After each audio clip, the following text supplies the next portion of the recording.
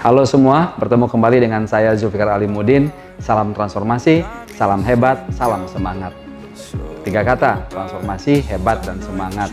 Di sesi kali ini saya membahas tentang anak tangga yang pertama, yaitu hope and motivation, harapan dan motivasi.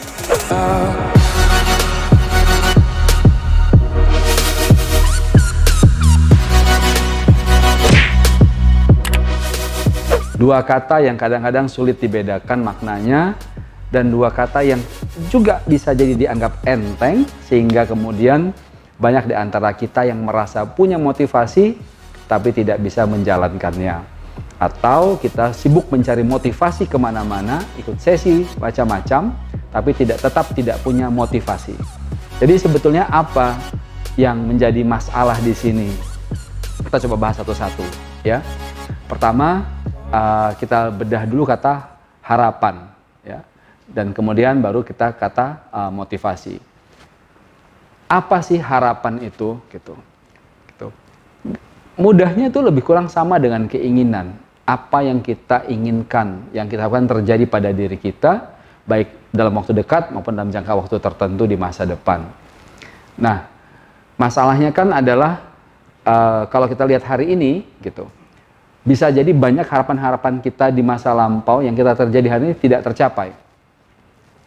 Nah, kita lihat kenapa itu tidak tercapai dan bagaimana sikap kita ke depan agar harapan kita yang baru yang di masa depan bisa tercapai, tidak seperti harapan tadi masa lampau yang tidak tercapai pada hari ini. Kata kuncinya kan di kata motivasi. Apa berarti motivasi itu? Motivasi itu adalah bahasa mudahnya percikan-percikan kecil dari sebuah harapan. Analoginya begini, kalau saya ingin membangun sebuah rumah, harapan saya rumahnya jadi. Motivasinya apa? Motivasinya adalah percikan-percikan atau pecahan-pecahan kecil dari rumah tersebut. Berarti apa? Mulai berpikir tentang perlunya sebuah lahan, adanya gambar, perencanaan, adanya sumber daya, tukang, biaya, uang maksudnya, kontraktor, pengawas, semuanya kita butuhkan harus ada. Kemudian adalah tindakan-tindakan dari waktu ke waktu. Misalkan membangun pondasi, membangun tiang, membangun tembok, membangun atap. Semua itu dengan tahapan-tahapan. Apa sih makna tahapan? Makna tahapan itu artinya ada bagian kecil dari sebuah tindakan pada waktu tertentu yang membutuhkan kegiatan tertentu. Jadi waktu melakukan si pondasi, memang dalam benak kita ada gambar rumah, tapi fokus kita pada buat pondasi. Mengapa harus demikian? Contoh, besok saya mulai bangun rumah nih ceritanya, terus dengar, besok akan ada badai. Itu. Waduh, nanti gimana ya? Kalau ada badai itu nanti atap rumah saya bisa rubuh. Bagaimana kalau nanti atap rumah saya rubuh? Ini adalah bentuk analogi ketika banyak di antara kita punya banyak keinginan, punya banyak yang mau kita kerjakan, namun kita itu cenderung memikirkan apa yang mungkin buruk terjadi pada suatu hari nanti tanpa melihat apa yang bisa kita kerjakan besok yang tidak terpengaruh oleh hal yang buruk tersebut. Itu.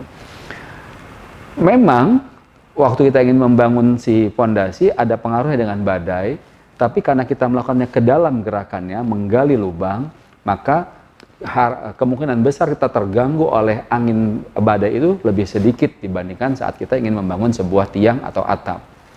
Nah, penting juga dalam hidup kita sehari-hari. Misalkan Anda mau jadi seorang pengusaha. Kan itu judul yang besar, harapan itu kan, nggak ada yang salah dengan itu.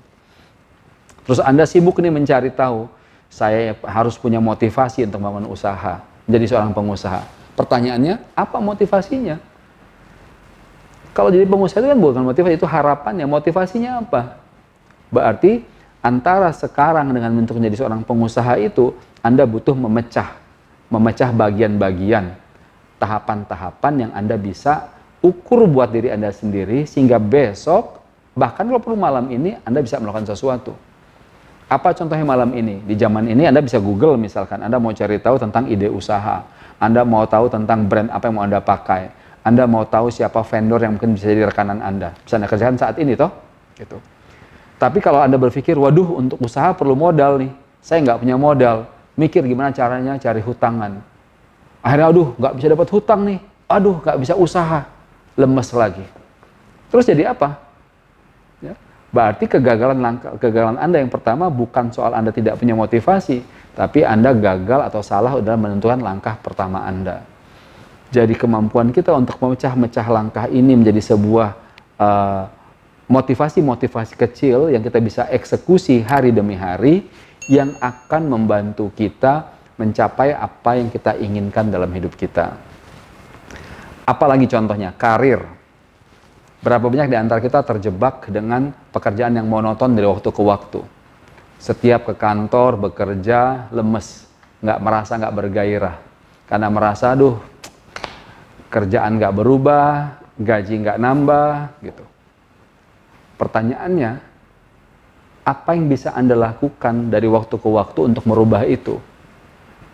Nah, Anda bayangkan karir Anda itu Anda mau jadi apa? Kalau saya kaitkan tadi dengan kata legacy, bukan soal karir yang dulu Anda pikirkan. Sebetulnya Anda itu mau dikenal sebagai apa?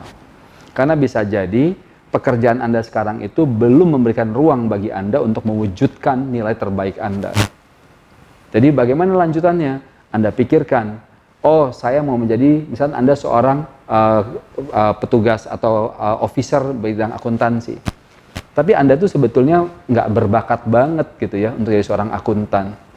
Teman pekerjaan Anda memaksa Anda hari ini bekerja sebagai seorang staf akuntansi atau staf akunting sebuah perusahaan.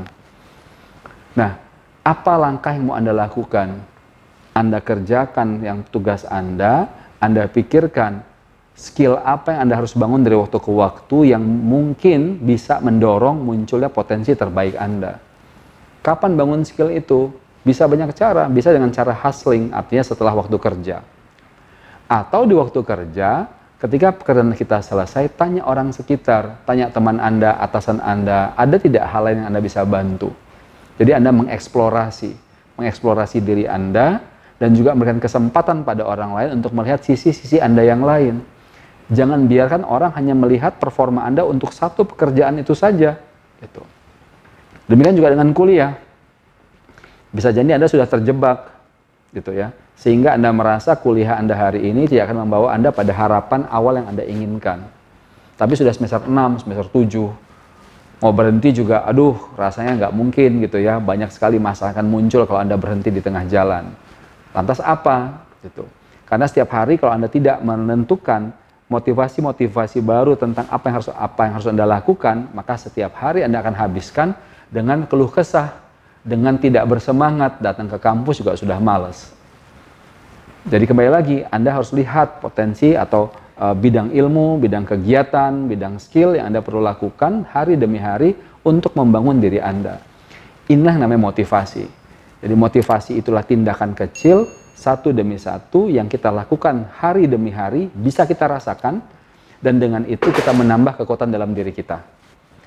Dan dengan waktu kita akan mencapai harapan yang kita inginkan. Demikian dengan saya, Zulfikar Alimuddin. Salam transformasi. Demikian videonya. Jangan lupa di like, komen, dan subscribe. Bunyikan juga loncengnya.